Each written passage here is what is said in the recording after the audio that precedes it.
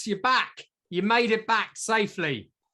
I tell you what, it's been a journey and a half.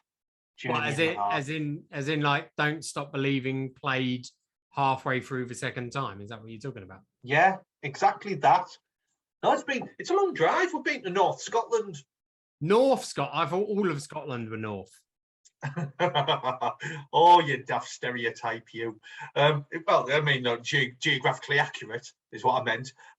Yeah, no, we've been to North Scotland up past Aberdeen for a little break, but it's been nice. It's been nice, but I think it shows that up north we're working class and down south uses middle class or upper class, because you went away. You went to where is it? That place in Ireland, Lisburn. You've been there, and I've been to Scotland. So you went all exotic. And yeah, it was really weird. I went to Lisbon, and I was confused because they were all speaking Portuguese, and there were angry women. Oh, Lisbon. That's where I went. The custard tarts are amazing. So Scotland is another country, right? This is where it gets really. So if we've got any international listeners on this, we're about to try and explain the Union. So Scotland is part of Great Britain or the United Kingdom, depending on what you want to call us. Yeah. But it is a separate country, and half of their population want independence from the United Kingdom, which would break the Union, which means that Wales would want independence. And it would mean potentially Northern Ireland could bring all of that kind of trouble in again. But more importantly, I think Cornwall might want independence as well if that happens. So when they gain independence, do we physically chisel them off and let them float away? Sounds a bit dirty, that, mate. Don't say that again. What, chisel them off? Yeah, I'd like to say we'll edit that out. We won't. Is that a euphemism in your neck of the woods then? No, but I think we should start that as a euphemism. Oh, yeah, it'd be great, wouldn't it? We could start a Monkey Batman euphemism, and that is chisel them off. Oh, yeah. Hey, do you want chiseling off? Is that it? Is that? It's that's like the northern version of a happy ending. Yeah, it's like how much do you want chiseling off? Only 50p. So I've come back from Portugal. I had to do 3 lots of testing. So I had to do a test before I went away. I had to do a test while I was away, and I've had to do a test since I got back. And there wasn't a single company that offered all 3. So you had to go to different companies. So we went to 2 different companies. 2 of the tests were up the nostril. 1 of the tests was up the nostril and the back of the throat.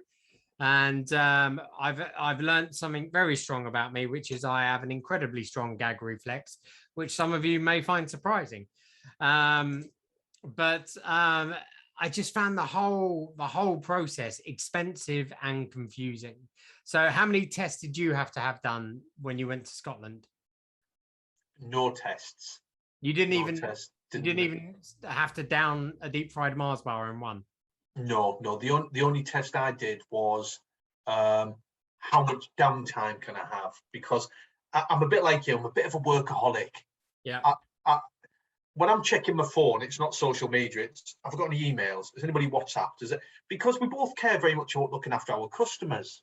Both very caring individuals. Very caring individuals. But no, I don't need a test to go to Scotland. So yeah, I know it's a different country.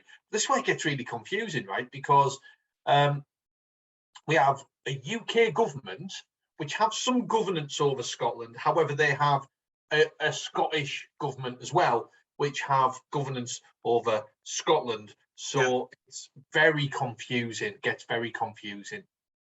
So when you were up there, they have different social distancing rules to us right now.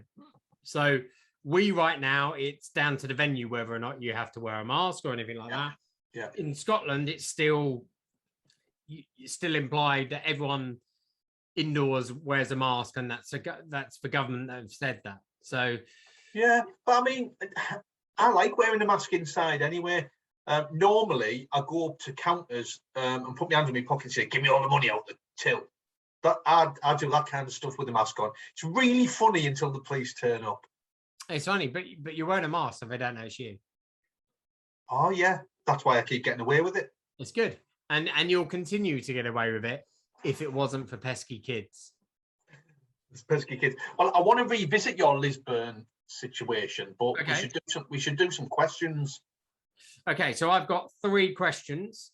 Again, I've been on holiday, I couldn't be asked, so I'm just going to make it up. Well, I appreciate the fact you've been carrying me for the first 10 or so episodes, so I thought I'll put in a bit of effort. So these are either or, and these are gonna tell us a lot about our mindsets and kind of how we grew up. So are you ready? I was born ready. Mario or Sonic? Sonic. See, I was Mario all the way. Well, you see, the only way, because I'm a bit older than you, the only way that I'm able to say that is because I've got a little sister, and she had one of those ones that Sonic's on. Sega. That's it. She had a Mega Drive thing. Used to sing to you. Yeah, no. Whereas, because for me, it was a VIC-20 or a ZX-81 Spectrum. I actually think I was in my 20s before I ever played a Sonic game. And the Sonic game that I played was Sonic versus Mario at the Olympics on the Wii, which is the modern version of the 2-button track and field that you used to have. Got you. You used to do that like you were playing aggressive maracas with the Wii. So, okay, that's a good one. Right, what's your first question that you're about to make up? What's your favourite 80s film? Ghostbusters. Oh. Love Ghostbusters. I'm a big. I enjoy Back to the Future. Do you know what? I don't even know if it's 80s, but I would probably say Ghostbusters 2 had the whole. Yeah, I think that's 80s, isn't it? Maybe 90s earlier, but I'll give you it. The whole walking Statue of Liberty thing I thought was absolutely brilliant. Just very funny. What's yours? Breakfast Club. See, that I was too young for all of that stuff. You know, like the 16 Candles, Never Been Kissed, Breakfast Club, Pretty in Pink. But yeah, the whole Molly Ringwald thing passed me by. And Almost Fire. Yeah, I just knew the song. I've got another one that's even better. Go on. Lost Boys. Oh, now Lost Boys is a classic. I do love the Lost Boys. Yeah. Yeah, no, very good. Very good. Okay, my next one. Ready? Yeah, go on. Yeah. Blur or Oasis? We've kind of had this before. But not quick fire, not down the line. Yeah, no, well, it's easy. It's Blur for me. It's kind of, we've kind of had this before. I lived in a house, very big house in the country. No, I didn't. I lived in a town. But during that whole time, you know, because we've even gone on to go, there was even better bands about at the time, in my opinion. Pulp, I thought, were amazing. Yeah. Genre-defining bands. You know, there was Supergrass. They were good. Obviously Dodgy, because you were the drummer in Dodgy. I was the drummer from Dodgy. Hey, but if it's good enough for you. But you know, Oasis were very much on the back of the Stone Roses, and some of their stuff was just fantastic. So I'm going to be controversial, mate. If you'd said me Stone Roses or Happy Mondays, I'd be Happy Mondays. Oh, yeah. Yeah. I didn't get the Stone Roses because I'm of that age where by the time I was really getting into music, they were kind of back end of 80s, first couple of years of 90s. Yeah. I kind of missed them coming out in the 80s. I was too busy chasing the Smiths. Yeah. Okay. Anyway, that went deeper than you thought, didn't it? It really did, yeah. Go on, next question. If you could go to a capital city anywhere in the world, right, that isn't, you've previously mentioned Rome, I think, don't mention that. A capital city anywhere and you've mentioned New York, can't be New York, right? The capital city anywhere in the world that isn't Rome, isn't New York, where would it be? Well, I've already got one booked, actually, so it's on my kind of quasi bucket list, and it's Reykjavik in Iceland. Reykjavik, Iceland, full stop. That's from Filthy Rich and Cat Flap, if anybody wants a cultural reference. So so I'm going in December with you know, I'm doing the Blue Lagoon and not the dodgy semi-pornographic movie. the actual Blue Lagoon, seeing some waterfalls and geysers, all that kind of stuff, and hopefully, if the universe permits, I will see the Northern Lights. So, and I also, Reykjavik is famous for its hot dogs. So I want an Icelandic hot dog, and I'm not even joking about it. If you go and search Lonely Planet Reykjavik hot dogs, and you'll see that it's famous. It has a famous hot dog stand. So what would yours be? Really? Really, honestly, It's meant to be expensive in Reykjavik. it is, which is why I think hot dogs are so popular. Yeah, so I think I've said one of these before. I think I've said Tokyo. I think I've said Tokyo. We have spoken about Tokyo. Yeah. So I'm gonna go a city that I was all set to go to a convention there last year, but of course the world changed. Nobody was traveling anywhere, and that would be Vancouver. I was meant to be there as well. I had my flights booked and everything, and I was gutted. Yeah, Absolutely gutted.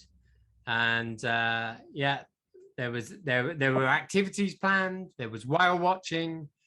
There was some kind of treasure hunt around the city, all planned. yeah. So Disappointed. So I've got unfinished business in Vancouver. yeah, I would like to Hoover in Vancouver. All right, fair dues. I'd like to maneuver in Vancouver.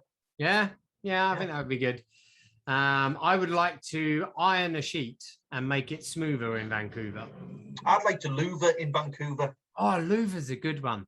And anything else that I've now run out of rhyming with Vancouver? I think I won that one there. You definitely did. Louver is a great way of winning that.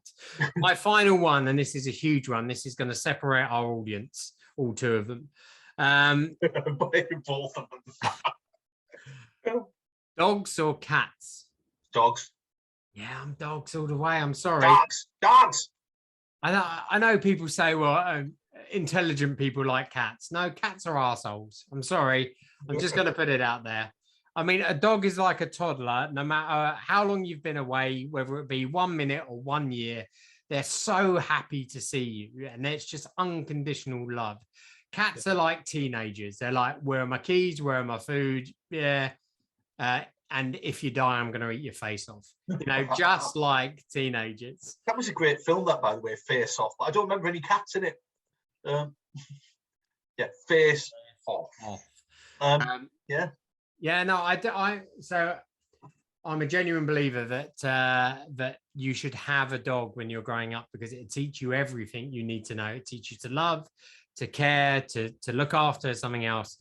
And sadly, the last lesson it ever gives you, normally for the first time in people's lives, is how to grieve. And it is, you know, it is a perfect, whereas cats, yeah, sometimes you're just happy that they've gone. Yeah. Sometimes you just pretend that they've gone. Yeah. If you know what I mean. But the thing that dogs teach you, they teach you other lessons, like how to fetch a stick, yeah, how to dig a hole in the garden, do a poo in it. Yeah. And how to pick up poo in a bag and not get it all over your fingers. Yeah. That's a good one that dogs teach. The teacher that if you lick your own bum, it's not cool. No, but they also teach you that you can learn a lot from someone else by sniffing their bum. You can learn a lot from somebody by sniffing their bum. And if you don't want somebody to sniff your bum, just sit down. That's what dogs do. Sit down, like James. That's what that song was about. Yeah, it was. It was about dogs sniffing bums. It really was. Okay, what's your final question? It's thrown me that completely. So we've had all sorts of questions about superheroes, right?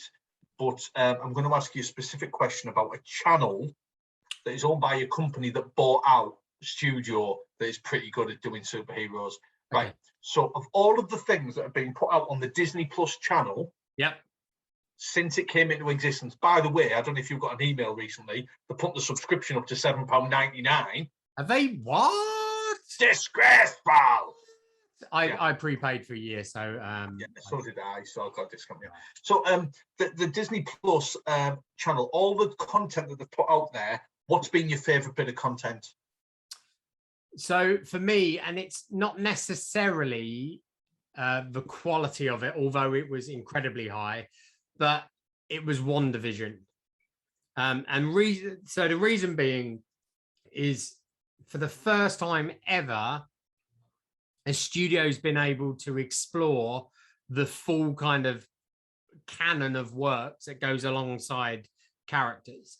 Because you imagine trying to get to the idea of the multiverse without, 8 or 9 hours worth of content, of serialized content. And you've had that with WandaVision, latterly Loki, even getting to the fact that Sam is now Captain America. At the end of the movie, he was given a shield, but that whole journey about the US not wanting him, and then bringing in John Walker, that couldn't have been done.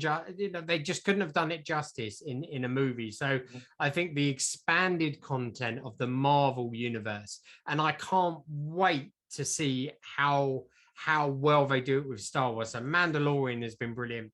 The Bad Batch has been really good. And obviously you've now got the Obi-Wan series, the Boba Fett series, all of that stuff coming out as well. And I think it gives the universe the credit it deserves. Because in the past, a lot of films have flopped because they just can't flesh out the universe in the way that the books and the original material does. So I think it was a brave step for them to do it, because they maintain the same production values. And just amazing stuff. Just absolutely amazing. You don't have a strong opinion on it then? That's the podcast. That's been good. See, for me, listen, I'd love to say all of that Marvel stuff. I love it because it's bringing big screen quality to a series that is accessible. I'd love to say The Mandalorian, because I thought it was so clever, and we've covered off the closing scene with the appearance of Luke. But for me, it was Hamilton the musical. Yeah. Because up until that point, it was like, if you think of a musical that Les Miserables, or as we say in the Northeast, Les Mis, right? Yeah. If you think of that, there's been 2 film versions, there's been a TV version, there's been a TV version of the original book that wasn't musical, there's been all sorts of different adaptations. Hamilton was so new that it's the first time it's ever been put out there and syndicated on TV. You'd have to buy the DVD or something like that to be able to watch it. So yeah. I quite liked that. That was my thing. I think Disney have to be careful. I mean, they are an absolute juggernaut of industry, and right now there is a lawsuit between Scarlett Johansson and Disney because of the streaming of Black Widow. Now, we've both seen Black Widow. You found it to be a bit G.I. Joe-ish. Yeah. It kind of filled the gap for me. It was exactly what it needed to do. They couldn't really take the character any further forward because of her fate. But what they did do is they linked Scarlett Johansson's earning to box office takings. And in their kind of definition, the something like 20 million people that paid for premium access, which earned them hundreds of millions of dollars. And bear in mind as well, that hundreds of millions of dollars went straight to Disney. So there was no cut by the cinema. There was no, there was none of this other commission stuff. So they've earned more from that than they would have from the equivalent box office take at a cinema. Yeah. They've totally cut Scarlett Johansson's earning. And whilst people love Disney, I'm a massive Disney fan. Fans are incredibly loyal. And, you look at what happened to James Gunn, cancel culture came in. He was sacked from Guardians of the Galaxy 3. And the fans got behind him and said, we're not accepting this. You need to bring him back. And he was brought back. So they need to be careful. They need to tread very carefully right now. And they need to make a smart moral decision, not a business one. Otherwise, we could see the Disney Plus model coming under a lot of fire, because you've now got Emma Stone looking to take legal action about her Cruella earnings, because once again, originally it was linked to box office.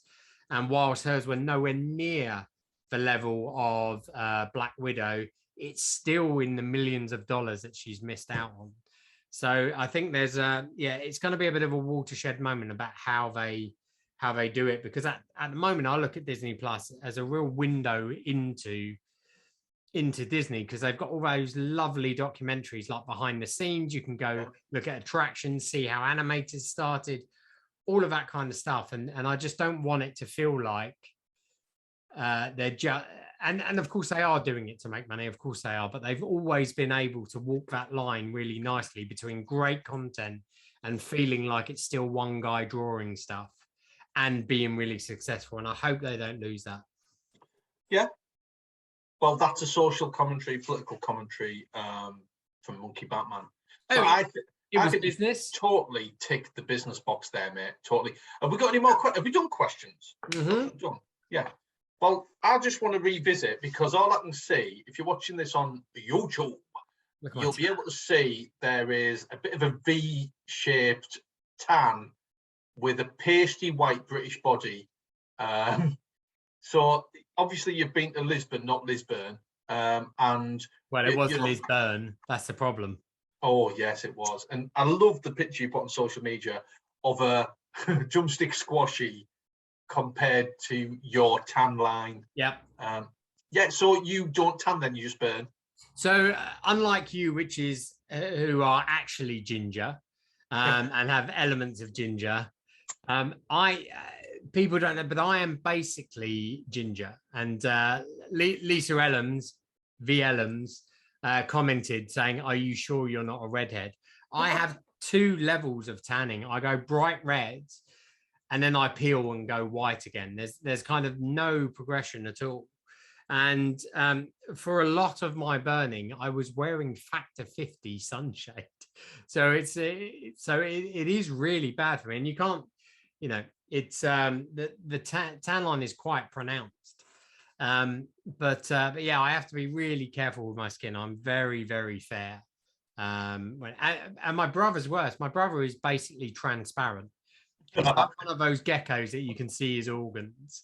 He really is. Whoa! When you see his organs, he doesn't walk around with his organs out. Yeah, so he's there with his Hammond and his Yamaha. So we're like, shall we go to the park? Nah. All right, Simon, calm down. Okay, let's go to the park. That is my second favourite organ sound. What is your first favourite one? It's the end of the Stevie Wonder song, where he goes, nah. I just called to say I love you. And at the end, it just ends with, "Are we going to end this? Nah. That's the end. You know the backstory to that, don't you? No. That was Stevie Wonder. I mean, bless him. Obviously, Stevie Wonder, famously blind man, had never. Yeah, he wasn't just cool with sunglasses. Him and Roy Orbison didn't just think we'll wear sunglasses indoors. Stevie Wonder had never seen him, but that was his go at a Tommy Cooper impression. That's but he got it so wrong. He didn't even know he was standing next to an organ at the time. He's not deaf, you know. Tommy Cooper's definitely deaf. I tell you what, I was when I like Lisbon as well, and I've been to Lisbon, and I remember one of the times when I went to Lisbon, I got to the airport, I got in a taxi. It was the days before Uber. Yep. Yeah, and which I've noticed more people now say I'm going to get an Uber than say I'm going to get a taxi. It's become a verb, isn't it? It really has. Yeah. It really has become a verb, and I got in this taxi, and this guy, the taxi driver, he turns around and he goes, "Hey, let me play you some music." And I went, "Oh, he's just going to put the radio on." Put a cassette in, and it was, "This is my music. I've played this music." And it was, that fado stuff we were talking about earlier on, where it's like, it's basically, for people who don't know what fado is, it's Portuguese folk music. Yeah. But it's culturally very important to them. So they have these fado evenings where they'll get somebody that owns this bar that, back in the 70s, you'd get ex-footballers that would buy a pub, and everybody who was a West Ham fan would go in this pub because Mickey Mick, he works there, or Cutthroat Jack, he's got that pub, or whatever. Hacker Harris, or Sledgehammer Stevenson, I'm not very good at names of footballers. Stabber Dave. So, yeah, Colin Stabman, something like that. Oh, he was good. He was. Yeah, or Stabber to his mates. Yeah. So, and what was the talk about? Who let you in here? Why have we got this background on? No. So I got in. He's playing this music, and I was going in the taxi from the airport, which is just on the outskirts of Lisbon, to a place called Cascais. I know you're familiar with the place. Beautiful place on the coast from Lisbon, and about half hour, right? Yeah, about half hour. Half an hour of Fado music that wasn't just Fado music; it was Fado music that the taxi driver had done. And when I got out, he said, "There's my business card. If you can introduce me to any music producers, that'll be." I don't know who he thought I was or what he thought I was, but I think he thought it was an audition. And it made me think, does he get everybody that gets in his taxi that's from England? Does he think they knew the Beatles? That I'm gonna play them this music, and then at the end I'm gonna go, "There's my card. Just get in touch if you know of any music producers." So it's really difficult because I don't want to sound like the kind of arrogant tourist. However, because Father, you're right, it is culturally important, and those people that are in that world really respect it. I mean, just down from the hotel that we were, there was a Fado museum. You know, the neighborhood, the old neighborhood where we were was really famous for it. But it's that kind of thing that if you get caught, and it's anyway, like if they're like, "Oh, we have," and you sit down and you go to get up and move, everyone turns to look at you, and you're like, "Oh, okay, I'm not allowed to go." How dare you leave during a performance of substandard music? But the only way I can describe it is, imagine when your mum was telling you off and not cleaning your room when you promised you were gonna. But she did it to a really out of key guitar. So and like every time she said, "You promised you were going to clean up the Lego," she held the word Lego for just a little bit longer than it was comfortable to do so. That I think that would be my description. Now I know it's an art form, it's a dying art form as well. They're trying to get people back into it. I think you have to be a true lover of the arts to appreciate it. And I'm obviously a Philistine, and I don't really understand it. There's a part of me that is that British and almost xenophobic that when I hear Fado, I want to start shouting "Bambalea, Bambalea," which isn't even Portuguese music. No, is it? It's not even close to Fado. But Fado, think of our culture. It's the equivalent of taking a load of tourists to watch Morris dancers. Yeah, absolutely. Morris dancers, Maypole. We are fully qualified to say they're rubbish also. Yes, and I wonder whether the perception of that, if you're outside of that area, is how a lot of us perceive Morris dancing. Like, okay, it's traditional, it has its place, but I would never want to watch it, and I would never want to do it. And I can almost imagine somebody from another country going, "Oh, I don't know how to tell them. This is really, really poor. Yeah, I don't want to insult them culturally." And then you go, "Oh, thank God for that. I think it's crap. Let's go to the pub." Yeah, let's put some Ed Sheeran on. Come on. Yeah. No, good. It's very good. Everyone likes Ed Sheeran. Of course I do. I actually went to a castle on the hill whilst I was away. Is that a pub or? No, it was a proper castle. It was on the hill, and but I wasn't chased by my brother and his friends. That was the only downside of that, and luckily I didn't break my leg either. One of the bits I like about Lisbon is you go to, it's kind of a piazza type thing near the harbour. Yeah, and it has an enormous statue of all of these famous Portuguese explorers with Magellan or Vasco da Gama or somebody at the front.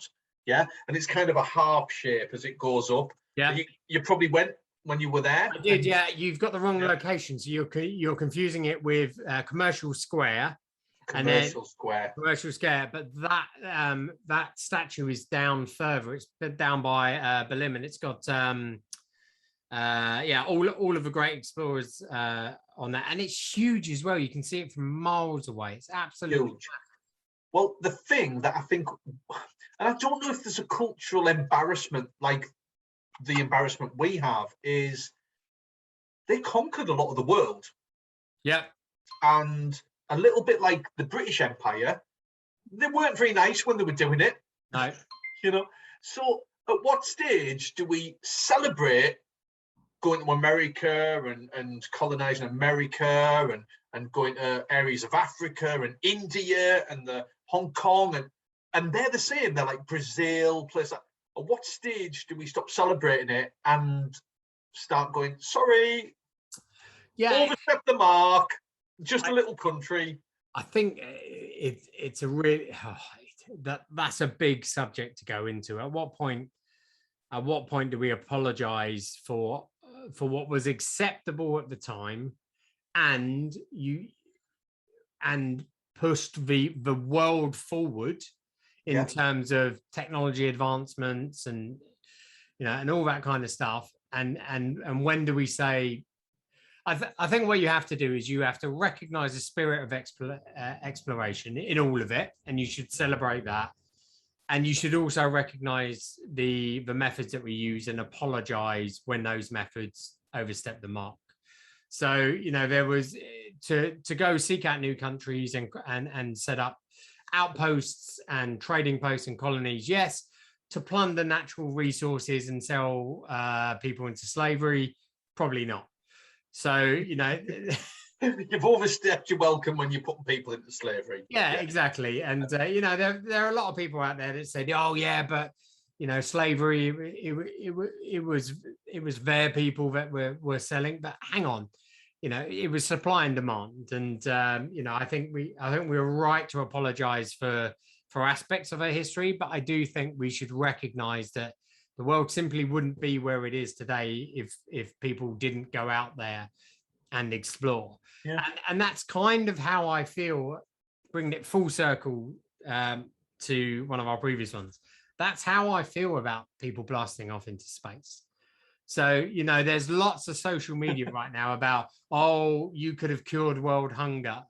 Well, those were problems that were not made by these guys. These guys are visionaries, and they're trying to move the human race forward.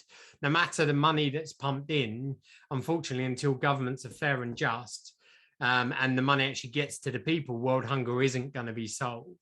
So these people were taking their money and they're trying to push the world forward. And I've got to respect them for that. I mean, it takes visionaries to make huge leaps forward, and that's what the explorers were. That's what we're going to look back on people like Elon Musk and Jeff Bezos, and whether we like it or not, those are the people that will push us to the next level. It's not going to be the government organizations with red tape. Do you know, as you're saying that, I had this blinding flash of the obvious, this epiphany, this road to Damascus moment where it made me realize that history will remember those people as industrialists that colonized new territories, because both of the people you've mentioned have a vision of life on Mars. They have a vision of colonizing Mars. And top tip, if anybody hasn't watched it, I don't know if you've watched it, Greg. I know we both partake in sci-fi. We do. But there is a program called The Expanse. It's on my watch list, but I haven't got to it yet. It is a beautiful piece of sci-fi, and it is Earth is a colony, Mars is a colony that's been colonized by Earth, and then there's the Belters. So these are people that are out in the outer rims and the belt and stuff like that. And it deals with racism, colonization. It's very, very, very politically charged. And I think, sensing your serious mood, I think you should watch it and not have a long, hard 5 weeks of just binge watching the 6 seasons. I think I will. And that one thing that sci-fi has always been good at is bringing cultural and civil issues to the screen. So the whole Kirk Kirk Aurora kiss on Star Trek, the interracial kiss. You know, it was. There's been so many, and I remember Battlestar Galactica, the new season. Yeah. When there's one of the seasons, the human race is on a planet and it's been occupied by the Cylons.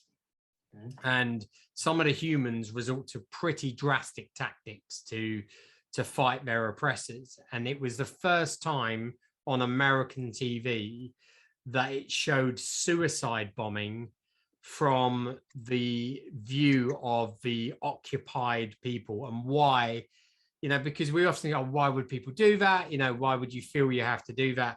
But yet there was this sci-fi where, you know, the sways of American public were like, yeah, I'd do that as well. So for the first time, it kind of makes people think. And this is a very serious note. We need to do a sci-fi only episode. Well, I think the next one should be a sci-fi episode. So if you are watching this or listening to this and you would like us to cover a sci-fi topic or program, please get it in the chat bar, message us on our Facebook page, and we will cover that sci-fi topic and try and keep it light-hearted, because Greg's a very serious person at the moment. Very serious. Very serious. Very serious. So I think we need to end on something a little less serious. So Russ, I'll go on then. Yeah. Who was your favourite Doctor? As in Doctor Who? Oh right, not as in when I was good. There was a Doctor that I'm not sure he was meant to do the stuff he did. Oh, not that Doctor. Yeah. Oh, he was just a family doctor. It's like that bit in Friends, isn't it? Where what do you mean they're not meant to cup? Yeah, no, it's a bit where they got the tailor, and Chandler says, "Your tailor's a very, very naughty man." He's like, "What do you mean?" When he says, "If you dress on the left or the right," he's, "I don't know what he meant." They're not meant to cup. So, what was the question? Who was your favourite Doctor Who? Right. Okay. I'm not going to go with my childhood Doctor Who. Who was your childhood Doctor? Yeah, so I caught the back end of Tom Baker.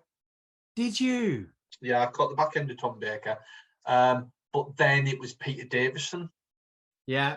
Peter Davison was all right, but then it got very quickly into Colin Baker and Sylvester McCoy and just got a bit silly. So I'm not going to go with my childhood Doctor Who. I'm going to go with the Doctor Who that everybody will go for. Oh, everyone likes the Scottish guy. Oh, he's so funny. He's such a talented actor. Right.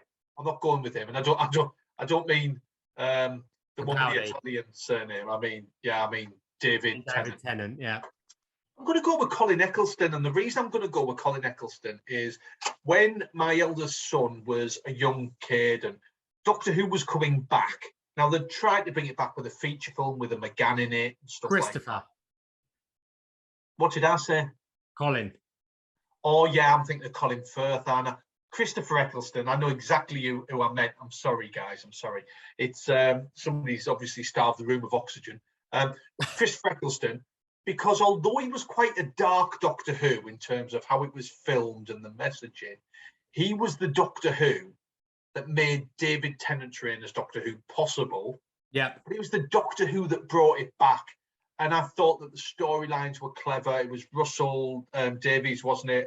Yeah. That brought it back. And my son started watching it, and all the way through to David Tennant, and then into Matt, and then he lost interest. And even now, to this day, I'm still hooked on Doctor Who. I still watch it, and you know, I lost my way a little bit with the Capaldi era, but I've then gone back and watched it. Who would yours be? So weirdly, I mean, I think the first ones I sat down and watched were Sylvester McCoy and the whole kind of question mark umbrella, and I enjoyed it. His assistant was called Ace. Was she Ace? Yes. Sky or Ace, or a little bit punky, yeah. So for me, it's got to be Matt Smith. I adored Christopher Eccleston and David Tennant. I really got into it.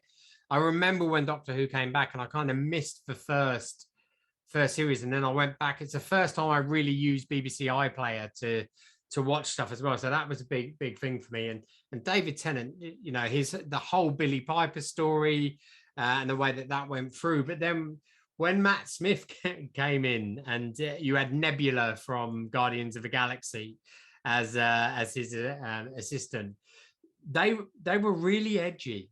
You know, he thought she was a policeman. She was actually a kissogram, or and it was just he poked fun at himself. You know, his big nose, custard and fish fingers, all that kind of stuff. It was just clever, well written TV. Some of the stories were brilliant. Yeah. So for me, and I haven't really seen him in anything as good since. I know he did a good turn in The Crown. I know he was a villain in one of the Terminator movies. He did a good turn. Did a good turn. He's not in a working man's club on the karaoke. He was Prince Philip, wasn't he, on the Joanna? Knees up on the ground. Da, da, da. Da, da, da, da. And on that note,